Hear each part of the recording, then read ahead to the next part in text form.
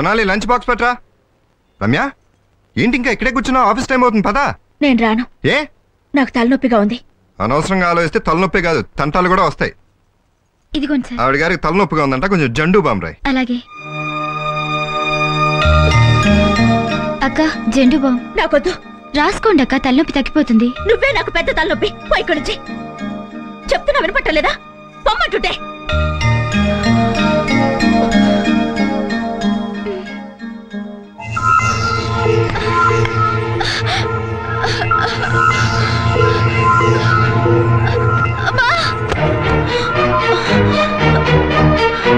సోనాలి, సోనాలి, సోనాలి, సోనాలి.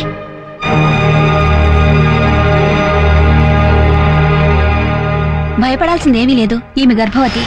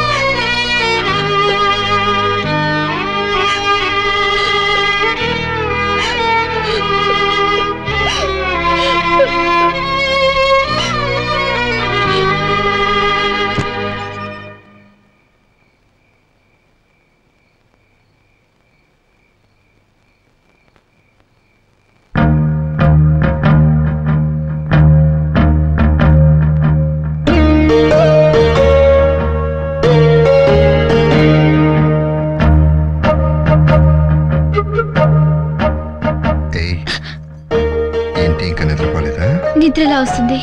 అవునులే, నా కోసం వెయిట్ చేస్తుంటే నీకు నిద్ర ఎలా వస్తుంది? చూడు, నీ కోసం పూలు బాదం హల్వా తెచ్చాను. పువ్వులు పెట్టుకుని హల్వా తిను. ఏంటి ఏడుస్తున్నావు? నేను గర్భవతి సంగతి అక్కకు తెలిసిపోయింది. తెలిసిపోయిందా? కనెక్షన్ అయితే దాయగలం, కానీ కడుపుని ఎక్కడ దాస్తాం? ఎలాగైనా 9 నెలల తర్వాత అయినా తెలిసే విషయమే కదా. ఎలాగలా మేనేజ్ చేద్దాంలే. అక్క లేస్తుందేమో. ఇంత చిన్న గొడవకి లేసేదైతే మన కథ కడుపు దాకిందుకు వచ్చేది. పద.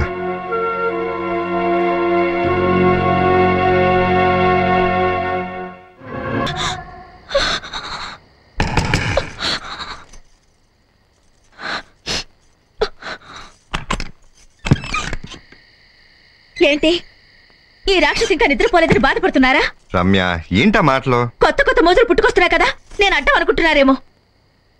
నేను గిట్టకుండా పోయాను, నా మాటలు కూడా గిట్టడం లేదన్నమాట. రమ్య, ఆఫీస్ లో ఓవర్ టైం చేసి వస్తున్నాను, చాలా టైర్డ్ గా ఉన్నాను. ఓవర్ టైం ఏ కర్మ, ఈ మధ్య ఓవర్ యాక్షన్ కూడా చేసేస్తున్నారు. సూటిపోటి మాటలేంటి? సూటిగా మాట్లాడితే తట్టుకోలేరేమోనని. ఏమైంది రమ్య నీకు? నాకేం కాలేదు, మీరే తండ్రి కాబోతున్నారు. మళ్ళీనా? అప్పుడే? అంత నటించక్కర్లా. ఈసారి మీ బడ్జెట్ పెంచింది నేను కాదు, సోనాలి. అంటే? సోనాలి గర్భవతి. వాట్? సుఖం ఫ్రీగా దొరికిందని అనుభవిస్తే ఏమవుతుంది? దాని గర్భం పెరిగింది, మీకు బడ్జెట్ పెరిగింది. పిచ్చి పిచ్చిగా మాట్లాడుకో. మీరు పచ్చిగా తిరిగితే తప్పులేదు, కానీ నేనంటే అది పిచ్చివాగుడా? రమ్య, నువ్వు అనవసరంగా అనుమానిస్తున్నావు. సోనాలికి నాకు ఎందుకు సంబంధం ఉంటుంది? కావాలంటే సోనాలి అడుగుతుందా? రా మరి. సోనాలి, సోనాలి, నువ్వు మంచిదాను అనుకున్నాను. ఎవరితో కులికావు? నిన్నే అడిగేది. నీ కడుపులో పెరుగుతున్న బిడ్డకి తండ్రి ఎవరు? దయచేసి ఆ విషయం మాత్రం నన్ను అడగొద్దు. చెప్పమని మీరు బలవంతం చేస్తే ఆత్మహత్య చేసుకుని చచ్చిపోతాను. ఏంటి బెదిరిస్తున్నావా? బెదిరించడం కాదక్క, నేనున్న పరిస్థితిలో అంతకన్నా మార్గం లేదని చెప్పు. అమ్మమ్మో, అంత పని చేయకు. రమ్య, తను ఇక్కడ చచ్చిపోతే మన కొంపలు ఆరిపోతాయి. పోలీసులు కేసులు నానా గొడవ అయిపోతుంది. తను ఏడిపోతే తను ఏడుస్తుంది, కానీ నువ్వు పద. ఏంటి ఇద్దరు కలిసి కొత్త డ్రామా ఆడుతున్నారా? ఇందులో డ్రామా ఏముంది? తను కడుపులో పెరుగుతున్న బిడ్డకి నేను తండ్రిని కానని చెప్పింది కదా. ఎక్కడ చెప్పింది? అడిగితే చచ్చిపోతానని మీరు చెప్పమన్నట్టు చెప్పింది. నువ్వు రెస్ట్ తీసుకోమా, నువ్వు పడుకో, రెస్ట్ తీసుకో. రమ్య, నువ్వు పద, రెస్ట్ తీసుకోమా, నువ్వు రెస్ట్ తీసుకో. నువ్వు నన్ను అర్థం చేసుకుంటున్నావు. మీరు నన్ను అర్థం చేసుకుంటే దాన్ని ఇంట్లోంచి బయట గెంటేయచ్చు కదా. సరే, గెంటేయచ్చు. గెంటేస్తే నీ మనసులో ఉన్న అనుమానం పోతుందా? పోదు. కాబట్టి ముందు నీ మనసులో ఉన్న అనుమానాన్ని పోగొట్టాలి. నేను తప్పు చేయలేదని నీకు తెలిసే వరకు సోనాలి ఇక్కడే ఉండాలి. అర్థం చేసుకో, తప్పదు. రంకు నేర్చినమ్మా పొంకు నేరవదా అని ఎన్ని మాటలు నేర్చారీనా? హలో పద్మనాభం గారు. రండి, భోంచేద్దాం. ఏంటి ఈరోజు స్పెషల్? ఏం స్పెషల్? రమ్య రుసరుసలో. Sorry sir. It's all right. పర్లేదు, బాగుంది.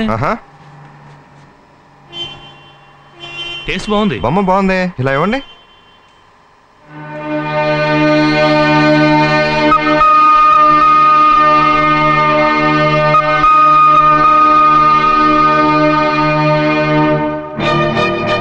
ఒకసారి ఎలా రండి. ఆగు. సొనాలి నీకు బాగా తెలుసు కదా? ఎందుకలా అడుగుతున్నారు? ఈ కర్చీఫ్ కూడా నీకు బాగా తెలుసు కదా? సొనాలి గర్భవతి సంగతి కూడా నీకు తెలుసు కదా? సోనాలి గర్భవత? చేసిందంతా చేసి గర్భవతి అని అంత ఆశ్చర్యంగా అడుగుతావేంటి? ఒక అమ్మాయికి వాళ్ళకి అన్యాయం చేద్దాం అనుకుంటే నేనే కాదు ఎవరో నిన్ను క్షమించరు. మర్యాదగా అమ్మాయి మెడలో తాళి కట్టు. సారీ, కుదరదు. నీ మంచి కోరే చెప్తున్నాను. మంచి కోసం అయితే ఒక అమ్మాయి మెడలో ఎన్నిసార్లు తాళి కట్టమంటారు? అంటే ఎస్, సోనాలి నా భార్య. మరి ఏంటిదంతా? చెప్తాను. బొంబాయిలో నేను ఇంజనీరింగ్ చదివేటప్పుడు సోనాలికి నాకు పరిచయం ఏర్పడింది. ఆ పరిచయం ప్రేమగా మారింది. ఆ ప్రేమను అనుబంధంగా మార్చుకోవడానికి మేమిద్దరం పెళ్లి చేసుకున్నాం. మా నాన్నగారిని ఎలాగైనా ఒప్పించి ఆమెను ఇక్కడికి తీసుకొస్తానని ప్రామిస్ చేసి అక్కడి నుంచి బయలుదేరాను. ఇక్కడికి రాగానే బిజినెస్ పని మీద మా నాన్నగారు నన్ను ఫారిన్ పంపించారు. ఆయన స్టేటస్కి ఆమె పేదరికం అడ్డొస్తుందని సోనాలిని చంపడానికి మనుషుల్ని పంపించారు.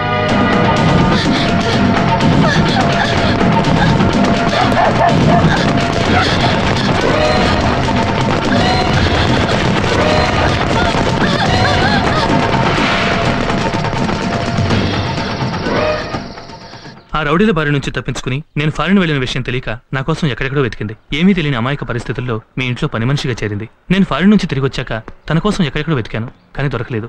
చివరికి మీ పిల్లలు బారసాలకు వచ్చినప్పుడు మీ ఇంట్లో చూశాను. వద్దు సోనాలి, ఏడవద్దు. ఇప్పటికైనా నేను చూసినందుకు, పద్మనాభం గారి ఇంట్లో నీకు స్థానం దొరికినందుకు నాకు చాలా సంతోషంగా ఉంది. పద్మనాభం చాలా మంచివాడు, మా ఆఫీస్లోనే పనిచేస్తున్నాడు. కానీ మన విషయం ఆయనకి తెలియనివద్దు. వీలు చూసుకుని నాన్నగారు నొప్పించి నేను మా ఇంటికి తీసుకెళ్తాను, ఓకే? ఇప్పటికే మీరు సోనాలికి చాలా సాయం చేశారు, కానీ మీరు ఇంకో చిన్న సాయం చేసి పెట్టాలి. ఏమిటది? సోనాలి ప్రసవించేదాకా మీ ఇంట్లోనే ఉండనివ్వండి. ఈలోగా మా నాన్నగారితో చెప్పి ఏ నిర్ణయమో నేను తీసుకుంటాను, ప్లీజ్. మీరేమనుకోకపోతే ఈ విషయం మాత్రం రమ్య గారికి చెప్పొద్దు. ఎందుకంటే ఓసారి సోనాలితో ఫోన్లో మాట్లాడుతున్నప్పుడు అమ్మాయిలతో మాట్లాడుతున్నానని మా నాన్నగారితో చెప్పింది. ఆవిడ మా నాన్నగారి దగ్గర ఏ విషయం దాచదు. చాలా సిన్సియర్ స్టాఫ్. అవునవును, చెప్పినా చెప్తుంది. ఇన్ని సమస్యలు మీ తల మీద పెడుతున్నందుకు నన్ను క్షమించండి. వస్తాను. అనిల్,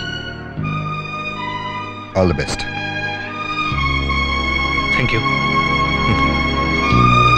అరే రే, యజమానురాల్ని పని మనిషిగా ఇంట్లో పెట్టుకుని 200 రూపాయలు శాలరీ ఇచ్చి సర్వీస్ చేయించుకుంటున్నందుకు ముందు ఆవిడికి సారీ చెప్పుకోవాలి. అయ్యయ్యో, నువ్వు ఇలాంటి పనులు చేయకూడదు. నేను ఇంటి పని మనిషిని, నేను కాక ఇంకెవరు చేస్తారండి? ఇంకెప్పుడు అలా మాట్లాడుకో. నాకంతా తెలిసింది.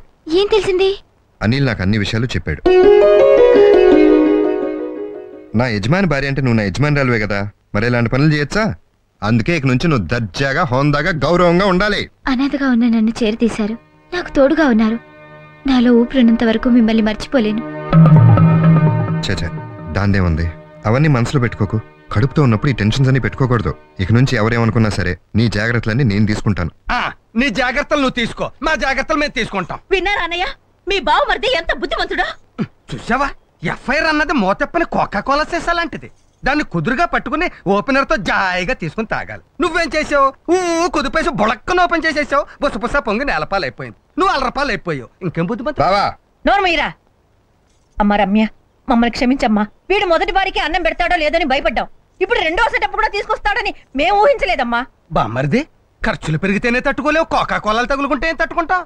ఇదేనా ఇంకా ఏమైనా థమ్స్అప్లు, పెప్సీలు? బావా చాలా ఎక్కువ మాట్లాడుతున్నావు. నిజం నిప్పులాంటిది బాబు గారు. ఆ రోజు ఈ పిల్ల చేపట్టుకున్నందుకు అప్సెట్ అయితే ఏదో అనుకున్నాను. ఈ విధంగా సెటప్ చేస్తారని మాకే తెలుసు. ఇన్నాళ్ళు ఇంట్లో ఏం జరుగుతుందో ఇప్పటికైనా మీ అందరికీ అర్థమైందా? ఇప్పుడేంటి, ఈ కోకాకోలా అగ్నేయంలో కూర్చున్నప్పుడే అర్థమైంది. ఎప్పుడో బుస్సున పొంగుద్దని వాస్తు ప్రకారమే పొంగేసింది. అమ్మ రమ్య, మేము ఉండంగా నీకేంటమ్మా భయం? ఏమే పని మనిషిగా వచ్చి పట్టపురాని అవుదాం అనుకుంటున్నావా? నా తమ్ముడిని కొంగును కట్టేసుకుందాం అనుకుంటున్నావా? పని మనిషి నీకే ఇన్ని తెలివితేటలుంటే అనకాపల్లి నుంచి వచ్చిందాన్ని నాకెన్ని తెలివితేటలుండాలి? ఏమే నంగనాచి తుంగపురలాగా ఏడిస్తే నేను కొవ్వొత్తిలాగా కరిగిపోతాననుకున్నావా? నేను నా తమ్ముళ్ళంటి దాన్ని కాదే, నేను ఆడదాన్నే. గుర్తుంచుకో. పోవే బయటికి, పోవే బయటికి, పోవే బయటికి, పోవే బయటికి. నువ్వు ఉండరా, పోవే బయటికి. ఏరా, యువతో అక్రమ సంబంధం కోసం సొంత అక్క మీదే చెయ్యెత్తుతావా? అయిపోయింది, అంతా అయిపోయింది. ఇదేదో నీకు మందు పెట్టింది. మమ్మల్ని ఇంట్లో నుంచి వెళ్ళగొట్టినా సిగ్గు ఎగ్గు లేకుండా ఇక్కడికి వచ్చినందుకు నన్ను నేను చెప్పుతో కొట్టుకోవాలి. మమ్మల్ని ఇంట్లో నుంచి ఎందుకు వెళ్ళగొట్టావో ఇప్పుడు అర్థమవుతుంది. తప్పుకోవే. ఏంటి బామ్మర్ది పెద్ద బడ్జెట్ అంటో? ఏం తెలుసు నీకు బడ్జెట్? బేడా పావలాల కోసం రూపాయి కాసుకొని ఏం చేస్తా అంటే ఏంటి? నా పిల్లలకు నేను ద్రోహం చేస్తున్నానా? అసలు మీకేం తెలుసు? మాట్లాడటం కాదు, ఈ చుట్టుపక్కల వాళ్ళని పిలిపించి అడిగితే వాళ్ళే చెప్తారు ఇక్కడ జరుగుతున్న బామా కలాపం గురించి. ఒక్క మాట మాట్లాడామంటే నాలుగు తీసేస్తాను. వెళ్ళిపోండి వెళ్ళిపోండి వెళ్ళిపోండి మీరు అందరూ.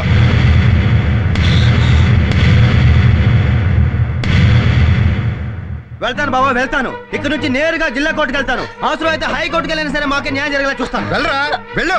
హైకోర్టుకి కాదు సుప్రీం కోర్టుకి వెళ్ళు. నేనేం తప్పు చేయలేదు, నేనేం పొరపాటు చేయలేదు. మీ కళలో నోళ్ళలో దోషం ఉంటే నాదా తప్పు. వెళ్ళండి వెళ్ళండి. ఏ వాళ్ళందరినీ తీసుకొచ్చావుగా, నువ్వు కూడా వెళ్ళు. అందరిలాగా నేను వెళ్తాను అనుకున్నారా? మీ ఇద్దరి సంగతి తెలిసేదాకా ఎక్కడికి వెళ్ళను, ఇక్కడే ఉంటాను. ఉంచుకున్న దానికోసం కట్టుకున్న దానికి ఎలా అన్యాయం చేస్తారో నేను చూస్తాను. సొనాలి నువ్వెక్కడికి వెళ్తున్నావు? నా వల్ల మీ సంసారంలో కలతలు రావడం నాకేమాత్రం ఇష్టం లేదు. దయచేసి నన్ను వెళ్ళి. సొనాలి నువ్వు ఇప్పుడు వెళ్ళిపోతే వీళ్ళందరూ వేసిన అపనిందలు నిజమైపోతాయి. ప్లీజ్ లోపలికి వెళ్ళు. నా మాట మీద ఏమాత్రం గౌరవం ఉంటే లోపలికి వెళ్ళు. Please please please Sonali. ఓహో, కట్టుకున్న దానికి చీత్కారాలు, ఉంచుకున్న దానికి సత్కారాలు. నన్నేమో బయటకు వెళ్ళమని తెగేసి చెప్పారు.